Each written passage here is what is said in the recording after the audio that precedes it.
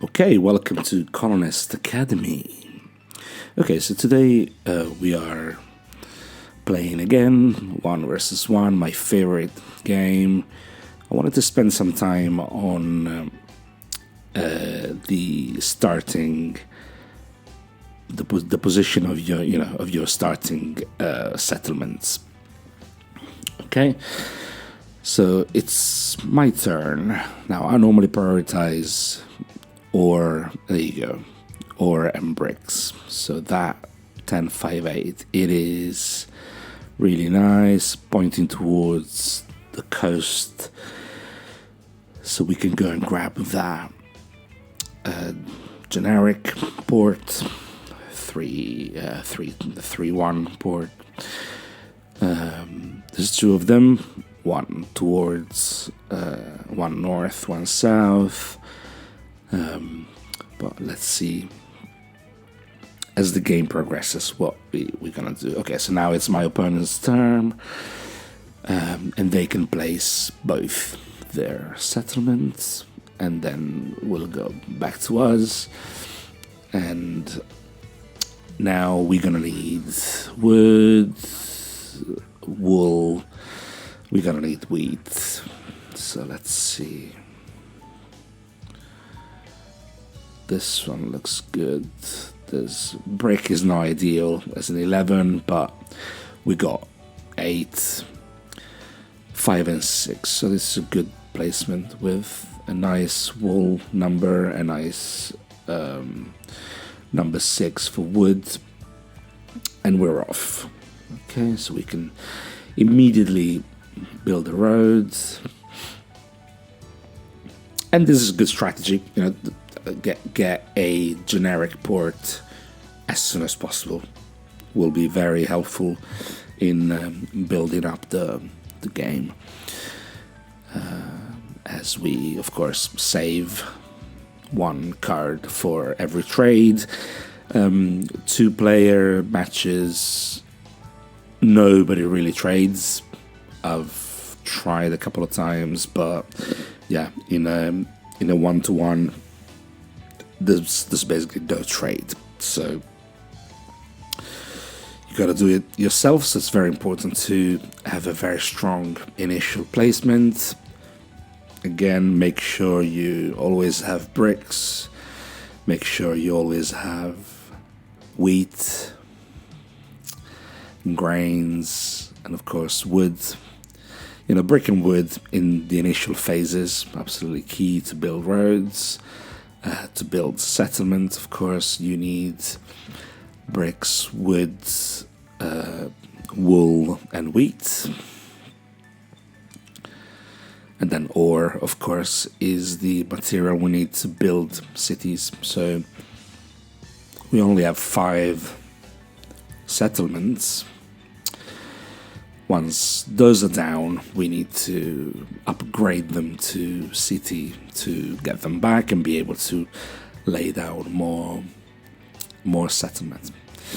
Okay, so my opponent is taking some time. They're doing okay though. They built another.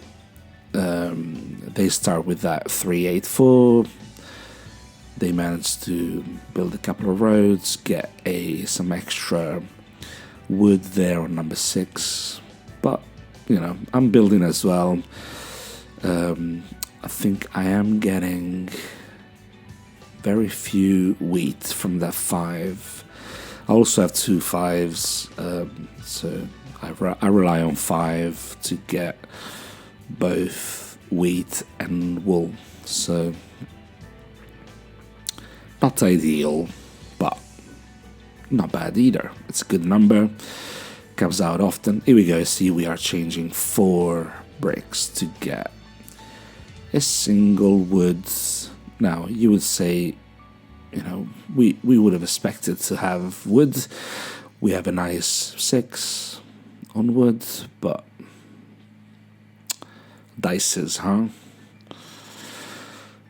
Dices are, there you go, very random by definition. Okay, cool. So next round we should be able to build. a settlement. So here we go. And we get that generic port. Fantastic. There's nothing else really we can do. Maybe a road, but we wait. Another thing I do sometimes is wait. Wait a round or two, or wait to build a road until I also have the materials to build the settlement, so that my opponent doesn't see what I'm doing. For example, now, see my opponent has built that big road going up, and we could definitely go and exploit that. If we had the right materials, we could go and cut it in half, for example, in the between 11 and 10. We could build there, coming up from the right, or we could. There you go. I just bought an extra wood, but we don't have enough to build a settlement.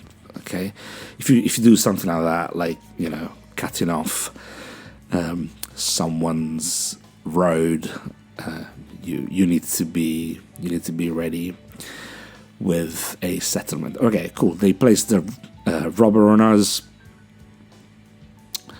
That's no problem. We roll a dice. We get a brick. Yeah, no way to build. Okay, we carry on. We wait. It's a waiting game, but let's see. Also, that 4, 9, 11 looks really good. That's a lot of wheat, and we are heading towards a wheat port as well. So that 4 and 9 be amazing to grab. Here we go. We exchanged 3 wool to get a wheat, so we can now build 2 roads, get up to that 4, 9, 11, and boom, build the place, build a settlement. This also shortens Photomomm road, so the road is now 6 instead of 7. So that's if there is a way to build halfway through the road, you should definitely take it, and shorten your opponent's road. Remember, the longest road, anything over 5 pieces becomes the longest road, and it gives you 2 points, 2 victory points. So pretty important. Same as the army. So basically collecting development cards and using your knights to build your army. Okay, I'm gonna speed up this middle bit a bit. We are both at 6 points. I'm still aiming to build a settlement over that wheat port, which will also give us a bit more wood, which always helps. And 6 is not coming out often, so we now both stuck at 6. Okay. See also the you see how the wall, like the ship, can really stop your progression, right? That 5 is not really coming out, right? So we're struggling to get wool. Here we go. A 5, 1 is blocked by the robber. Shame. That's also why you should buy development cards. Make sure you always have a knight with you. Like a medieval damsel, you need a knight always at your disposal. Now it's our turn to place the robber. 3, not a massive number, but our opponent, you can see, has a city and 2 settlement on it, which means 4 ore cards when drawing a 3. Anyway, they use the knight and put it back on our 5, which is, you see how important that 4 and 9 are now, as our opponent really likes to block our number 5, which is, of course, has a city and gives us 2 wheat cards. And 5 is a number that draws out really often. Despite being a 4 dots, I feel like 5 has good odds. Here we go, boom. We add another settlement there. We get another generic port, which we don't need, but the extra wheat definitely is. Both at 9 points. Photomomm definitely going off with the longest road, despite our cut there in the 4 and 9. That was a very good move. We were lucky we could do that. We would be without wheat by now, without that. So, wow, that was a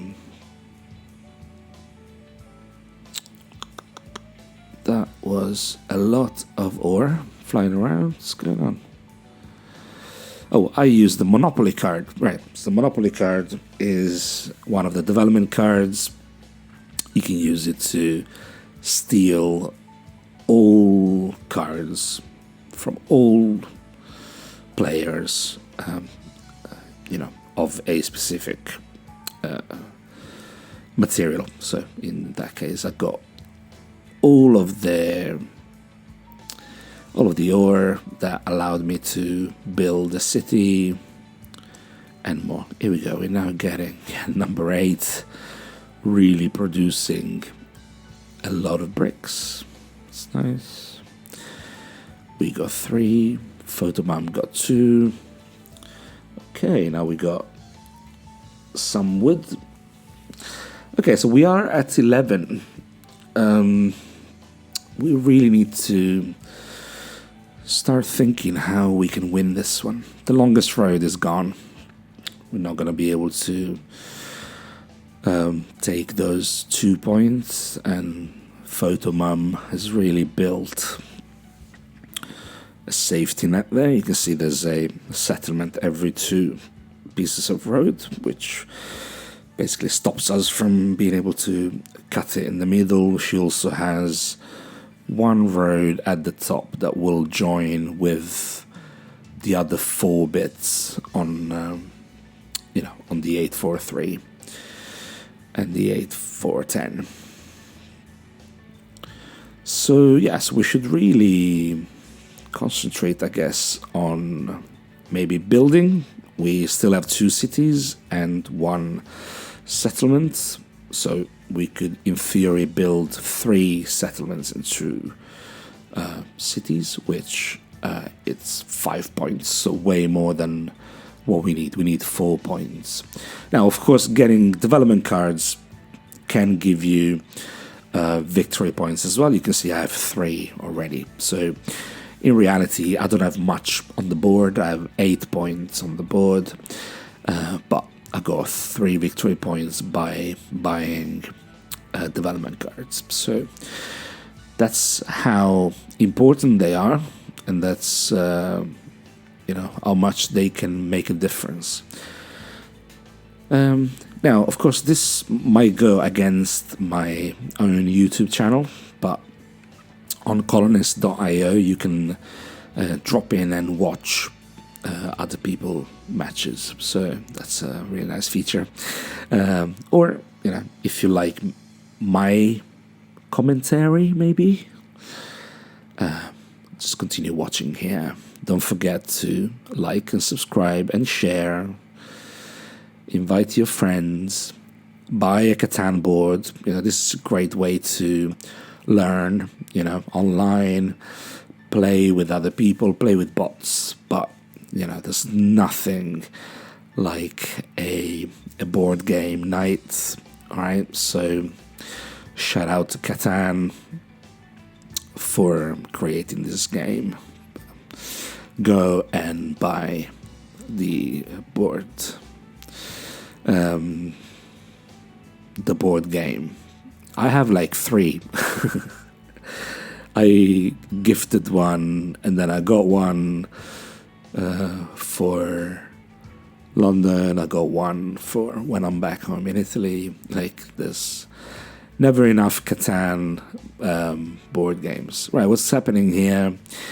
I am exchanging and buying.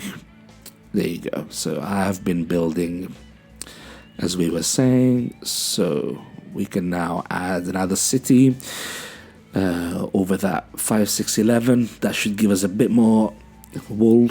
We've been struggling to get wool. But yeah, we are now up to 13 points. Now, our opponent has been using a lot of knights. They got the biggest army. Too late for now. Too late for us, to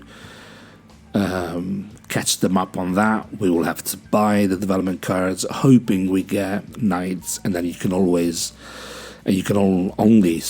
use one per round. So our best shot is continue building, and the cards look nice. There we go. So we won by surpassing them on the longest road, just by 1. That's all you need. Like and subscribe.